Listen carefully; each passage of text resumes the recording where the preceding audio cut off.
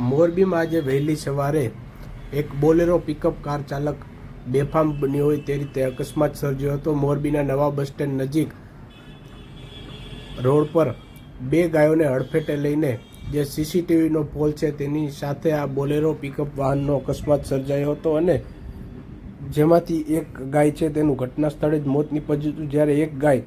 ત્યાંથી ઈજાગ્રસ્ત થતાં તે ત્યાંથી નાસી છૂટી હતી। અને આ જ રીતે જો આ બે ગાયની જગ્યાએ કોઈ વાહન ચાલક હોય, કોઈ રાહદારી હોય તો તેની શું હાલત થાય તે પણ એક મોટો પ્રશ્ન ઊભો થયો છે। ત્યારે હાલ આ બોલેરો વાહન ચાલક કોણ હતો અને આવો અકસ્માત કઈ રીતે સર્જાયો તે અંગેનું કારણ જાણવા માટે પણ હાલ પોલીસ તપાસ કરી રહી છે અને આ બનાવને લઈને હાલ આ સીસીટીવી વિડીયો વાયરલ થઈ રહ્યા છે અને